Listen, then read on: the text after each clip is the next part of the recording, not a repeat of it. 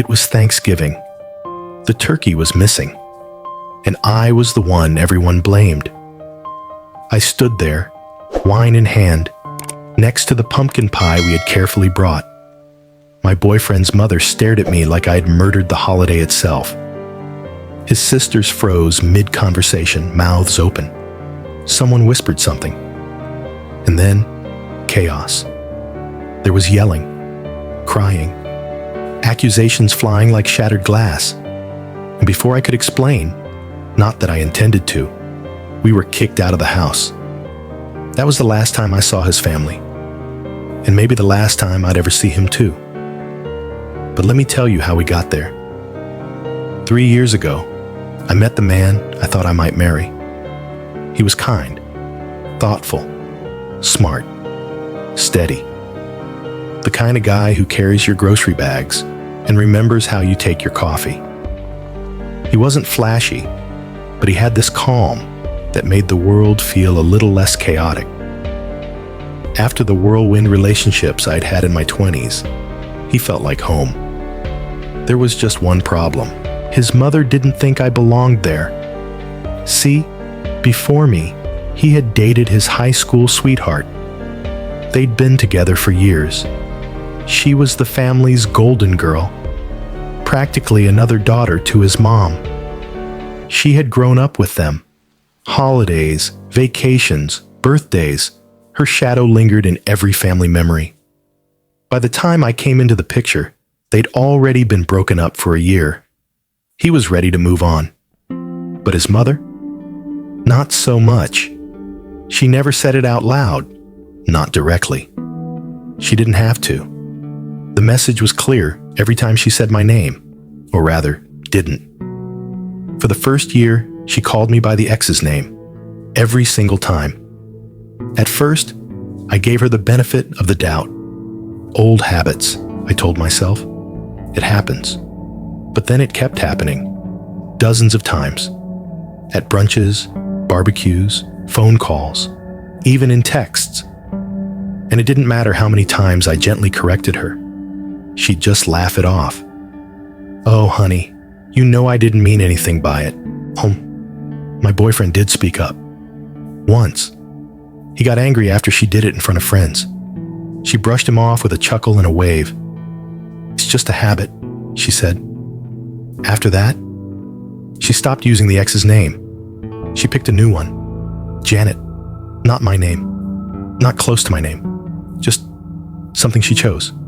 Janet. And this time, it felt deliberate. It wasn't a mistake anymore. It was a message. I corrected her. Once, twice. But something in her eyes told me she wasn't forgetting. She was choosing. And so, eventually, I stopped trying. I smiled. I sat through dinners. I brought the wine. And every time she said Janet, I swallowed my pride like cold soup and kept quiet. Because I thought maybe, just maybe, she'd come around. Fast forward to a couple weeks before Thanksgiving. My boyfriend's older sister invited us to a backyard barbecue. Just a casual family gathering. Burgers, beers, kids running around. I helped in the kitchen, chopping onions, while his mother, his two sisters, and one of the husbands stood around chatting. That's when it happened. His sister started gushing about my cooking, something my boyfriend had apparently bragged about to her husband. His mother was within earshot, folding napkins, pretending not to listen. Then she said, loudly, with this syrupy smile, "Sure, why don't we let Janet make the turkey this year?" The sisters giggled. They looked at each other, smirked, and I smiled right back. "That's a great idea," I said. They all paused, just for a second. But no one corrected it. No one said, "Wait, are you serious?" Or, "Just kidding." Or even, "Let's talk logistics." That was it. The comment hung in the air, then floated away. I didn't tell my boyfriend about it, not because I was trying to be sneaky, but because deep down, I knew if I did, he would ask me not to go through with what I was planning. and I needed this. Thanksgiving Day came. We got ready. He was cheerful, excited to see everyone. I didn't say much, just packed the dessert we'd brought, a pecan pie, and a couple bottles of red wine. We arrived at his mother's house. Warm lights in the windows, the smell of cinnamon and cloves. Family voices floating through the air, except there was no turkey. She greeted us, confused. Her eyes darted to our hands, to the pie, to the wine, then back to me. "Where's the turkey?" she asked, half laughing. And I looked her dead in the eye. "I thought Janet was bringing the turkey." Silence. Then an eruption. Voices raised, chairs scraped back. Someone, I think his younger sister, burst into tears. His mother looked like she'd been slapped. She started shouting, accusing me of being cruel, of ruining the family holiday. And then she kicked us out. My boyfriend didn't defend me. He didn't say, "She has a point." He didn't say, "You've been calling her by the wrong name for years." He just stood there, mouth tight, eyes stormy. He hasn't spoken to me since. I don't know if it's over. Maybe it is. I think it probably is.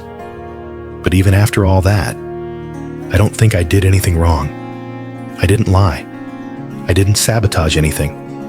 I just let them sit in the very discomfort they'd been serving me for 3 years. And still, I wonder, was I the one who ruined Thanksgiving?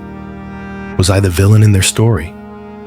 Was I the ungrateful girlfriend who couldn't just play nice? So, am I the asshole? Here's what I see. This story isn't just about a turkey. It's about the 1,000 tiny ways someone can tell you, "You don't belong here." It's about death by 1,000 Janets. You can hold your tongue for months, years even. You can be the bigger person. But what happens when kindness becomes complicity? When silence turns into surrender? What I admire about this story is not the pettiness. Though, let's be honest, the execution was flawless. It's the clarity. It's the moment she realized she didn't need to prove her worth to people who were committed to misunderstanding her. Because respect isn't earned by being quiet. It's demanded by being seen. And sometimes, the most powerful thing you can say is, "Oh, I thought Janet was bringing the turkey." If you've ever felt erased, replaced, or quietly humiliated by the people in your partner's life, tell me, have you ever been Janet Ed? Drop your story in the comments below. I want to hear it. And remember, this is AITA Story Vault, where we keep the receipts. Until next time, stay sharp, stay kind, and never forget your own name.